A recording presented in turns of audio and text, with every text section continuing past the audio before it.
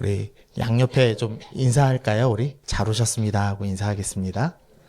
네, 네, 네. 우리 고난 주간이어서 너무 슬프게만 있으신 것 같아가지고 예. 그 사실 이 고난 주간 특세 때 이 수요예배 설교하는 게 되게 힘듭니다. 일단 고난 주간하고 좀 주제가 맞아야 되고요. 이제 그러면서도 빨리 끝내야 또 내일 새벽기도 하시잖아요. 그래서 짧고 은혜 있고 주제에 맞는 설교 해야 돼서 쉽지 않은데 오늘 한번 도전해 보려고 가룟 유다 이야기를 좀 우리 갖고 왔습니다. 말씀 함께 보시면은요. 일단 마태복음 26장 24절에서 이 예수님께서 가룟 유다에 대해서 뭐라고 표현하시냐면 차라리 태어나지 아니하였다면 좋았던 사람, 그 사람이 바로 가룟 유다다라고 이야기를 하십니다. 도대체 어떤 사람이길래 예수님께서 이렇게 말씀하시는지를 좀 살펴보려고 하는데요. 먼저는 좀 이제 오해를 제거하려고 합니다. 이제 뭐 이상한 사람들 생각입니다.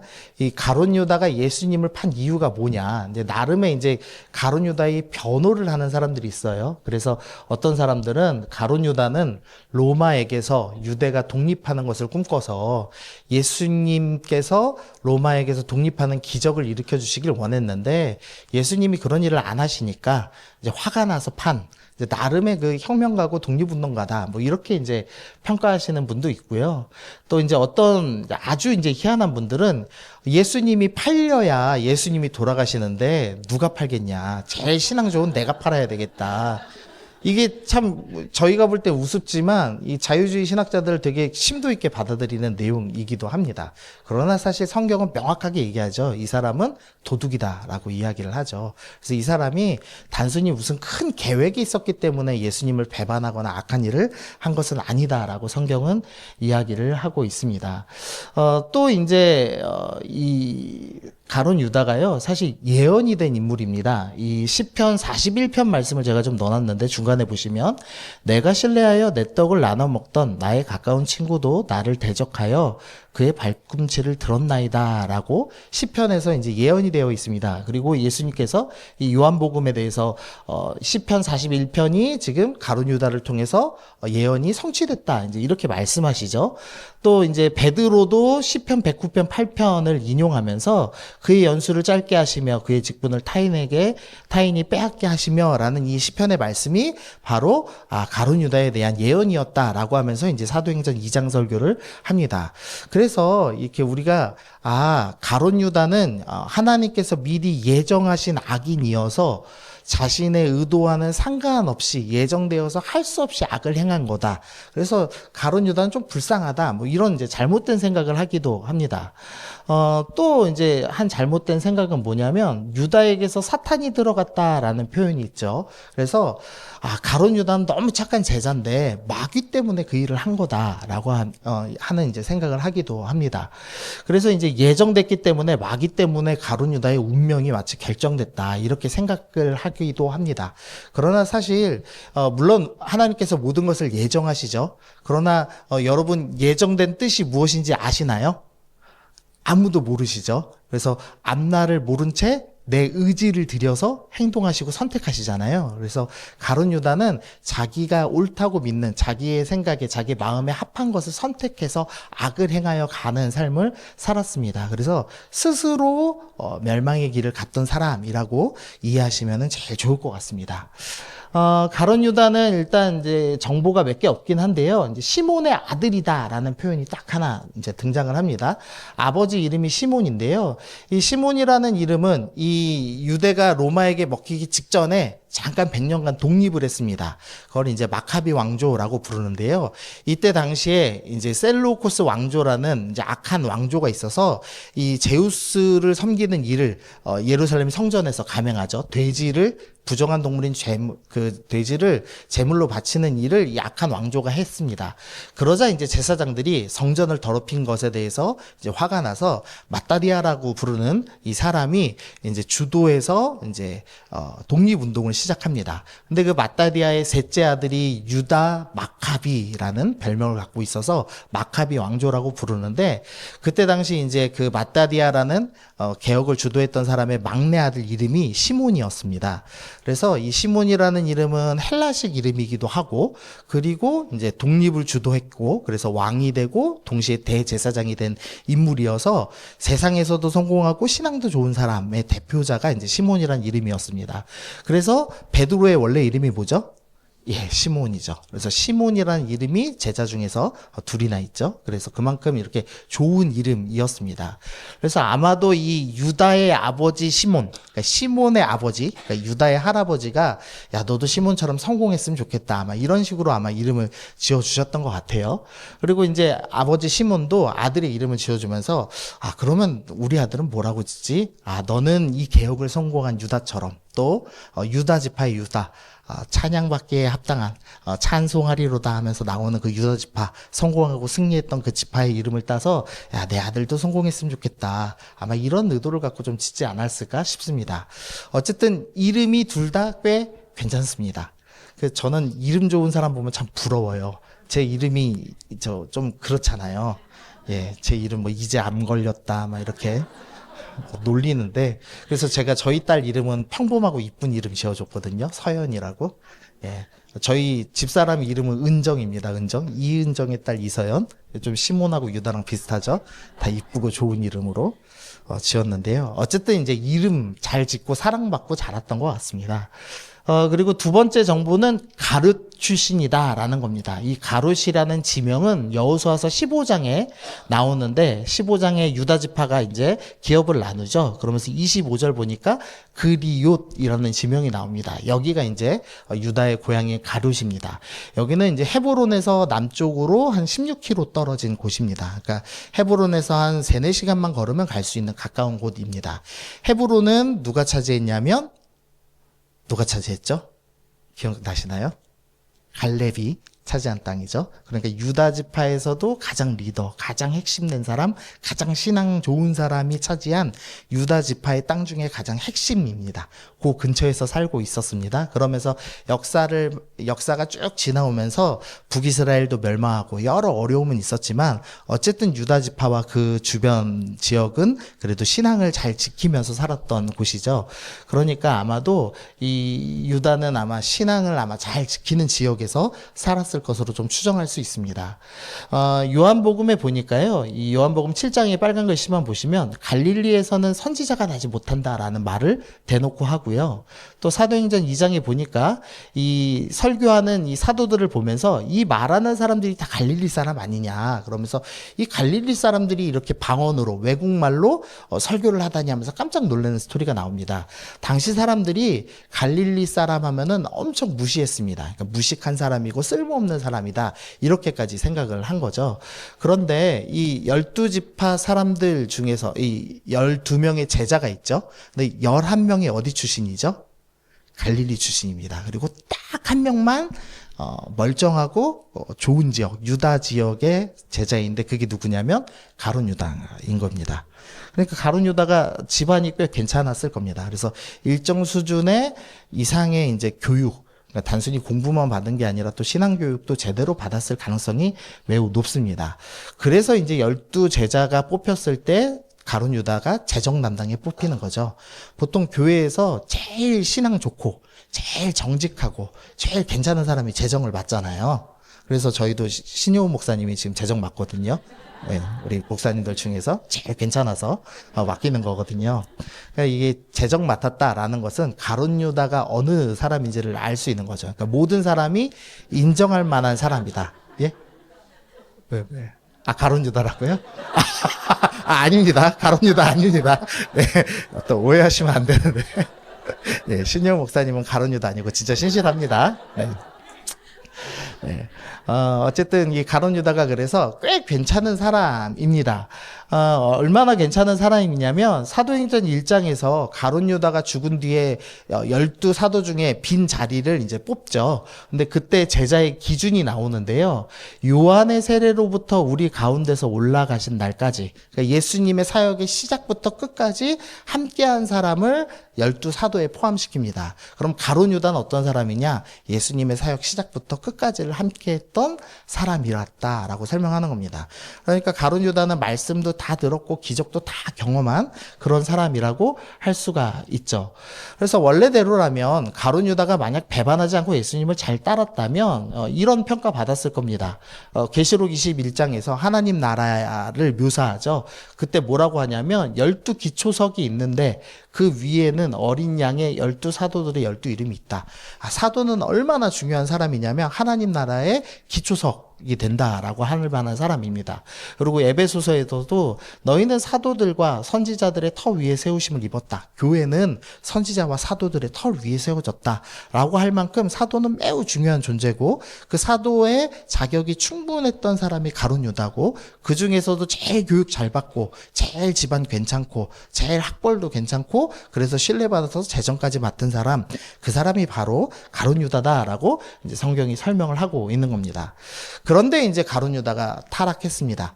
배반했습니다. 그 이유가 뭐냐? 외식이었습니다. 그러니까 겉으로는 경건한 척하지만 그 마음속은 완전히 죄로 인해 골마 있는 상태가 되었다라고 이야기를 하죠.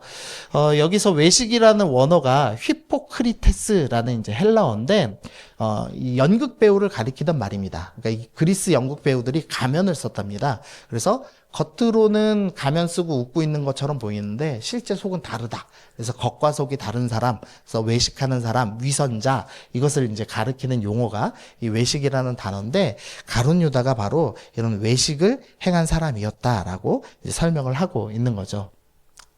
겉으로 볼 때는 아까 말씀드렸지만 처음부터 끝까지 모든 사역에 동참했던 신실했던 제자였습니다. 그러나 이제 사실은 그리고 돈꾀를 맡은 사람이었죠.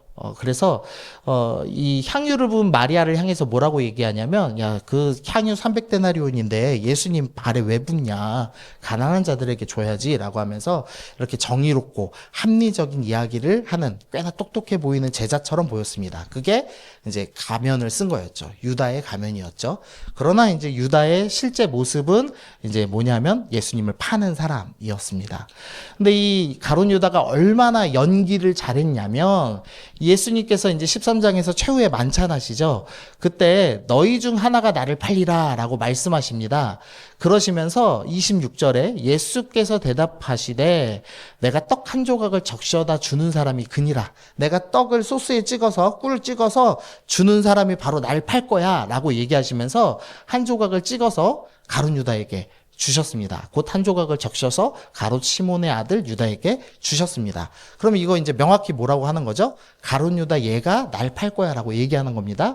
그런데도 불구하고 28절에 보시면 그 말씀을 무슨 뜻으로 하셨는지 그 앉은 자 중에 아는 자가 없고 어떤 이들은 유다가 돈꾀를 맡았으므로 명절에 우리가 쓸 물건을 사라 하는지 혹은 가난한 자들에게 무엇을 주라 하는 줄로 생각하더라 하면서 예수님이 야, 떡 준 놈이 범인이야 하면서 떡을 줬는데도 의심을 못합니다. 그 정도로 철저하게 가면을 쓰고 신실하고 정의로워 보였던 사람, 그 사람이 가룟 유다다라고 이야기를 합니다. 그러나 성경은 분명하게 그는 도둑이다 라고 이야기를 하고 있죠. 겉으로는 아주 신실했습니다. 새벽기도 다 하고 11조 다 하고 기도생활 철저하게 하는, 그리고 교회에는 이제 이쁜 양복 입고 나오는 그런 이제 사람인 거죠. 그러나 그 사람 마음에는 돈을 사랑하는 마음으로 가득 차서 돈꾀에 손을 대는 도둑이었다라고 이야기를 하고 있는 겁니다. 디모데전서 6장에서는 돈을 사랑함이 일만하게 뿌리다라고 얘기합니다. 사실 돈 사랑하는 것만 해도 충분히 문제입니다. 그런데 가룟 유다는 거기에 한 가지를 더해서 돈하고 하나님을 겸하여 섬기는 모습을 보여주고 있더라는 거죠. 근데 돈하고 하나님을 동시에 사랑할 수 있나요, 없나요? 절대 없습니다. 우리 마음에는 그릇이 있는데 딱 한 가지만 채울 수 있습니다. 하나님으로 채우거나 세상으로 채우거나. 그래서 가룟 유다는 겉으로는 하나님을 섬기고 내 마음에 하나님을 가득 채운 사람처럼 보였지만 사실은 돈 사랑하는 마음으로 가득 채운 사람. 그래서 즉 외식하고 연기하는 사람이었다라고 이야기를 하는 겁니다. 근데 문제는 이 외식이 이 가룟 유다의 마음을 망가뜨리고 있었다는 겁니다. 제가 그래서 이 영적 간경화 이런 표현을 써봤는데요. 저희 외가 쪽이 간이 나쁘거든요. 그래가지고 저희 어머니도 그 간염 보균자고 저는 비형 간염 실제로 발병해갖고 뭐 한 1년 정도 어려움을 좀 겪고 그랬거든요. 근데 저희 외가 쪽 분들이 보통 이제 간경화로 돌아가세요. 간경화가 이 간이 딱딱해지는 병이거든요. 그래서 저 피곤해 보인다고 눈 항상 빨갛잖아요. 그래서 저 피곤해 보인다고 인삼을 갖다 주시면은 제가 못 먹어요. 인삼을 해독할 능력이 없답니다. 제 간은. 그래서 제가 예전에 코스트코에서 피 맑게 한다는 오메가3 사 먹었거든요. 그랬더니 간 수치가 막 올라가지고 그러니까 일반 의약품도 사 먹지 말라고 선생님이. 그래서 제가 매일 약 먹거든요. 그러니까 저한테는 이제 간경화가 되게 무서운 병입니다. 그래서 근데 먹을 수 있는 약이 없더라고요. 근데 이 외식이 간경화랑 똑같습니다. 마음이 조금씩 굳어가는 병입니다. 근데 문제가요, 간이 너무 기능이 좋아가지고 조금만 남아도 아픔을 못 느낀다고 하죠. 그래서 외식이, 여러분들이 외식하는 삶, 그러니까 겉으로는 신앙생활 열심히 하고 속으로는 하나님이 아닌 다른 것을 사랑하는 모습을 보이고 산다면 우리는 이 주변에 있는 교우들이 알 방법이 없습니다. 저 사람, 저 권사님 참 신실해, 저 장로님 참 신실해, 이렇게 이야기하겠죠. 그러나 조금씩 마음이 굳어져가는 그런 심각한 영적인 병이다라고 이야기를 하는 거죠. 이 가룟 유다가 얼마나 마음이 굳었는지 좀 미묘한 좀 차이가 있습니다. 보시면 마태복음 26장에 그들이 먹을 때 이르되 내가 진실로 너희에게 이르노니 너희 중 한 사람이 나를 팔리라. 예수님께서 그 얘기를 하셨습니다. 그러자 22절에서 제자들이 몹시 금심하여 각각 여짜오되 주여 나는 아니지요 라고 이야기하죠. 11명의 제자들은 지금 예수님을 뭐라고 표현하죠? 주님이라고 표현합니다. 그런데 25절에서 예수를 파는 유다가 대답합니다. 유다는 뭐라고 대답하죠? 랍비어라고 대답합니다. 물론 랍비도 이제 호칭으로서는 이렇게 존중하는 호칭입니다. 그러나 사실 주님, 나의 주, 나의 하나님이라고 부르는 것과 선생님이라고 부르는 것은 미묘한 차이가 있죠. 그러니까 유다가 미묘하게 예수님을 깎아내립니다. 미묘하게 하나님을 따르지 않고 있는 모습을 보이죠. 또 26장 49절, 이제 예수님을 팔기 위해서 군대를 데리고 옵니다. 근데 군대를 데리고 오는데 예수님이 누군지를 알려주는 신호로 뭘 삼냐면 입맞춤을 삼습니다. 입맞춤은 보통 낮은 사람이 높은 사람한테 존경의 표시로 하는 인사거든요. 그러니까 지금 이 가룟 유다가 마음에 은근히 비꼬는 마음이 있는 겁니다. 겉으로는 예수님을 존중하고 높이고 입맞춤해야 되고 랍비라고 부를 존재라고 표현을 하지만 사실은 예수님을 싫어하고 사랑하지 않는 마음이 있었죠.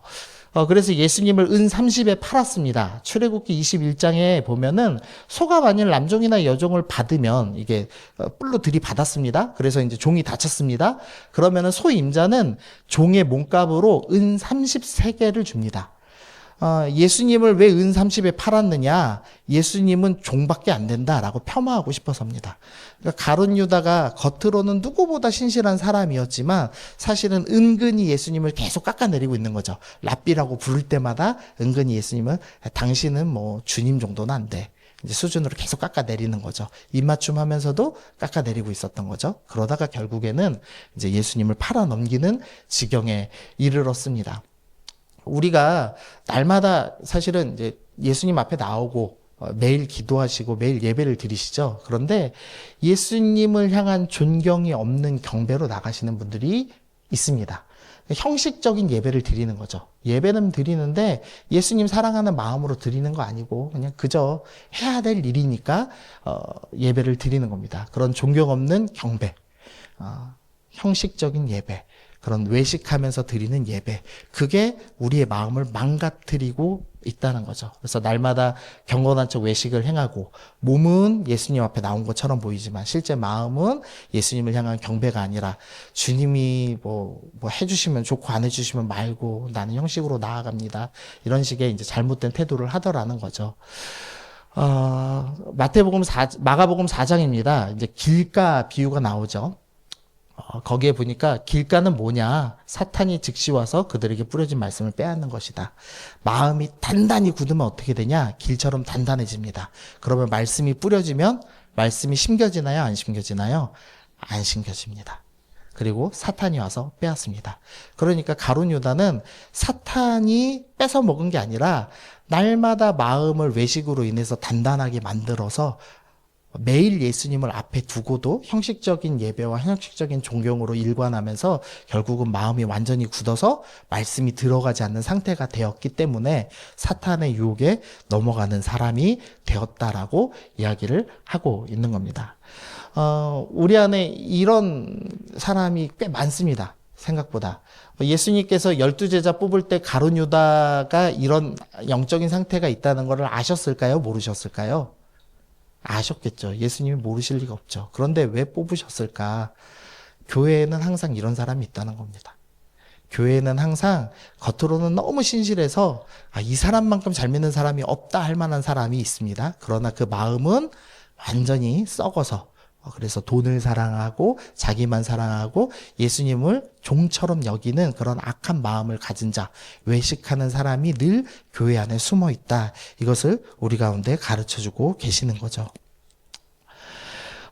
마태복음 23장은 이 예루살렘에 예수님께서 들어오셔서 화요일과 수요일 사이에 하신 말씀입니다. 이제 화요일인지 수요일인지 정확히 모릅니다. 그러니까 이제 딱 오늘쯤 하신 말씀이죠.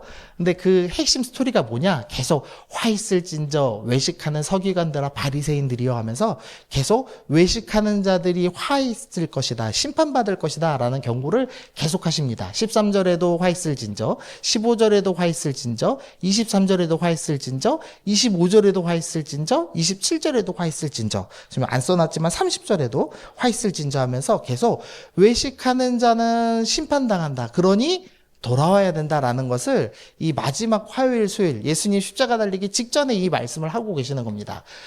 그런데 그 대상이 누구냐? 이 말씀을 듣게 하는 대상이 누구냐? 우리 1절은 같이 읽어보겠습니다. 시작.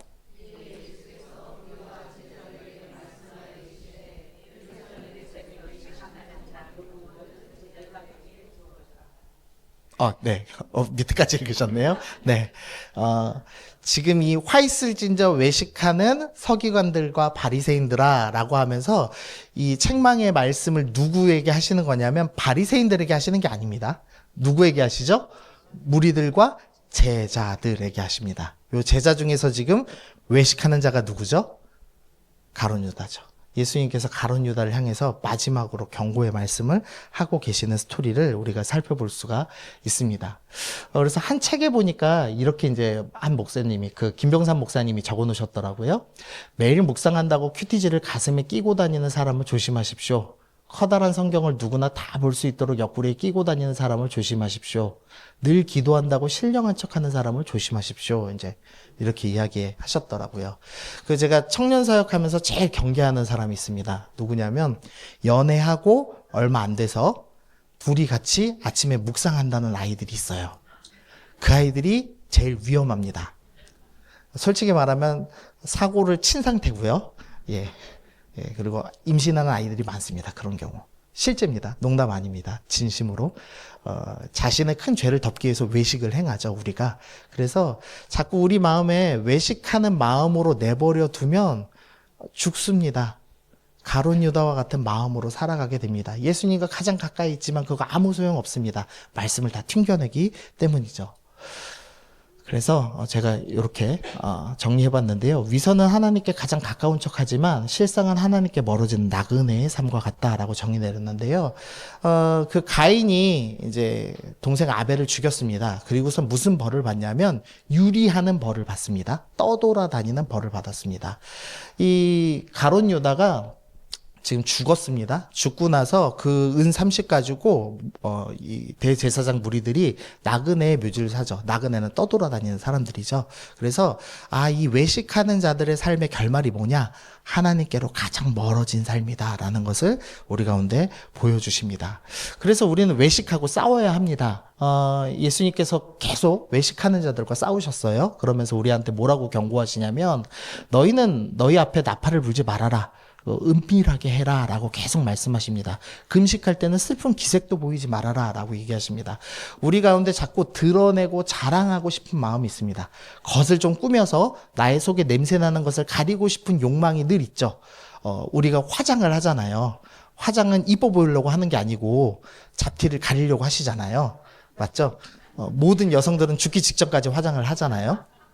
네, 그 당연한 습성이죠. 그런데 화장은 하셔도 됩니다. 그건 외식 아닙니다.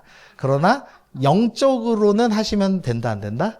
안 된다는 겁니다. 영적으로 자꾸 드러내고 영적으로는 그럴싸해 보이려고 하실 필요가 없다는 거죠. 왜냐하면 하나님께서는 중심을 보시기 때문입니다. 그래서 하나님 앞에서는 정직하셔야 됩니다. 두 번째로 외식과 싸우는 방법, 기도할 때 골방에 들어가 은밀하게 해라.